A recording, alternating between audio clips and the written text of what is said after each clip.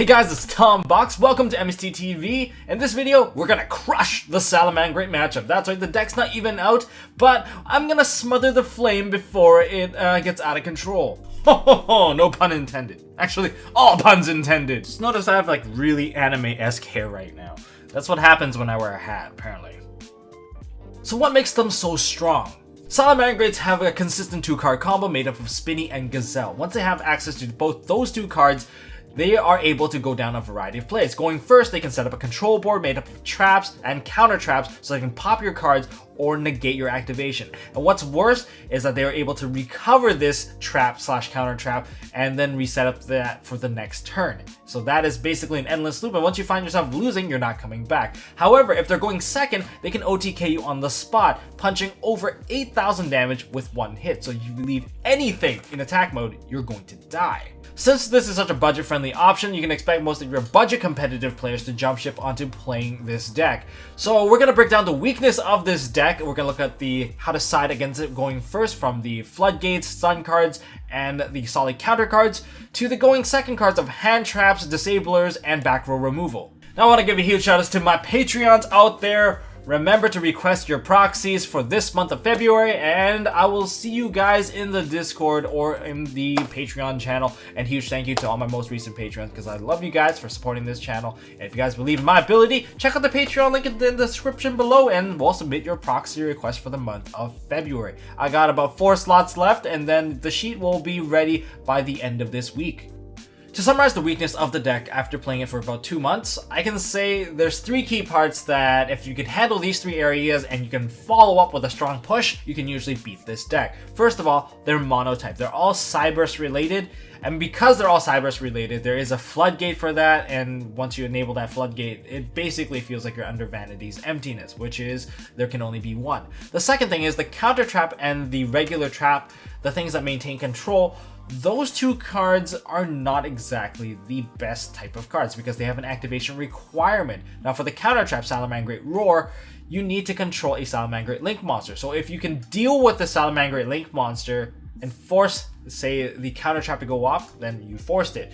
But the other part is the other trap requires a reincarnated Link monster to pop multiple cards. Otherwise, it's a -1 for them. So overall, a lot of it is held together with the Salamangreat Link being on the field. So that's a bit of a linchpin. If you pull that piece out, their whole board breaks apart. But there is one key part that you have to keep in mind.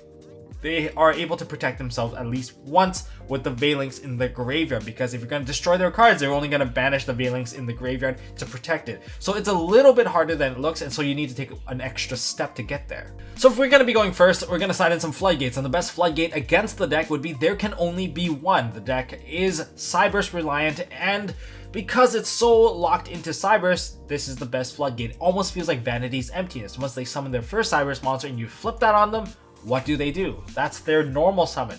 Most graveyard summons are, well, they need to get stuff in the graveyard first, so that's not happening, and because you burn the normal summon, they have to normal summon like a hand trap or something that's off type to go into the Phoenix to break it. Otherwise, they need a Twin Twister, or else they are just straight up going to lose. And to protect your cards, you can use Starlight Road, so that you get a Stardust, and therefore it is complete GG at that point. Yeah, as long as you're not running dragons. But hey, who am I to say? There can only be 1. A great card to use to end the Salamangreats. Another really good card, which is Mini Floodgate. Of course, we have Summon Limit. Locking people into only 2 summons is very devastating. It doesn't let people go into any sort of link plays whatsoever, because if you summon 1 monster and you put another one, you're locked out now, so you can't make that play. So yeah, that's GG right there. But it is a bit of a mini floodgate. If they have the out, like say a Pancratops to pop it, that is ideal for them. And I can expect a lot of Salamangreat players to side in Pancratops to deal with multiple variations of floodgates, to dodge type in lockouts, dodge like a ton of stuff. And another really good floodgate would be, I'd say, Macrocosmos. Being able to lock your opponent out of the graveyard. This deck relies on the graveyard and the reduce, reuse, and recycling of the graveyard cards. So I guess if you lock them out with, say, DDG, like Different Dimension Ground, like, it's not as effective because they're likely to use the Gazelle to dump like traps, so then you won't be able to banish that. But if you do that, they'll think twice before they go into the Link monsters, because if you try to Link summon, everything gets banished and they can't recycle them. And even if they go into Stalio to bring out the Jack Jaguar, they can't really link out the Jack Jaguar because then that will get banished as well. So everything getting tossed away, that really sucks. And then without the recursion coming from the deck, they probably won't even get the Valence in the grave. So they're gonna make a really small play just to conserve resources if you flip like a DDG or a Macrocosmos against them. And finally, we have one that's a bit more tech specific, but it is a field spell. That is going to be Necro Valley. Necro Valley is going to lock them out of, well, manipulating the graveyard. They can't even reset some of their cards. Say Falco or Salamangreat Roar, they're both able to reset cards back onto the field. One resets themselves onto the field, but it doesn't let them move cards, so they are bum out of luck. So these are the floodgates that I would choose to use against this deck. Do you guys have other floodgate options to use against the deck? Leave it down in the comment section below. Next, we have some stun cards. Artifact Engine, Artifact Sanctum into a Scythe. That is devastating to them. Remember, they need to go into their Link monsters before there's any effectiveness coming from the counter trap and before they get any effectiveness coming from their trap card. So there's no real threat, and even if they want to OTK you, they need access to the fusion. So using Artifact Scythe to completely shut out their turn, they better have impermanence or something like that to shut you down, because or you're going to die. In other words, the whole turn is really reliant on that one play, and whether it be trying to kill you or whether they're trying to set up their board, they need the extra deck, and without the extra deck, they will lose. That same goes for D-Berry. I know D-Berry can only shut out like the Xyz or the Fusion. You can't really shut out both. I understand that, but if they're trying to use Fusion on you, then you call Fusion. The reason for that is, well, hopefully they don't super poly you, but if they use like Fusion of Fire, you can protect your Link monster from getting fused off as the fusion material. So that is quite key. And if they're trying to set up their board, you see that they have 2 level 3s on the board right now without any sort of Link monster. That's a sign for you to call Xyz so they don't go into Mirage Stalio, because Mirage Stalio can also bounce off one of your cards back into the hand. So that is just something that you should be careful of, because that is one of the ways that they break your board and go for game. Other cards that I highly recommend would be DD Crow and Call by the Grave, as well as any sort of non-destruction removal, as long as they're not a battle trap. If it's a battle trap, it's likely going to get spun away by Heat Leo. Upon Link summoning the card, you get to target a card, spell a trap on your opponent's side of the field, and you get to shuffle it back into the deck. You don't want that to happen to your Mirror Force or your Storming Mirror Force or your Drowning, so just don't play those cards and you don't have to deal with it. You can use Compulse, however, to spin a card back. I think that's good value, especially one that has been reincarnated Link. You can get rid of those cards as soon as possible. That is the most ideal thing you should do before they get the free reincarnation Link from their field spell. So yeah, there's that. But DD Crow and Call by the Grave, very effective cards. Just because they use the graveyard so much, you can prevent them from resetting their counter trap. That, I think, is one of the more ideal things, because the counter trap is so recyclable. You might as well just get rid of it before it becomes a problem. Some people only play 1 copy, so once you get rid of it, you don't have to deal with that loop anymore. Now for hand traps, we have Ash Veiler Gamma, which kind of hits the same stuff as the other 2, and then we have Reaper and DD Crow, as mentioned before.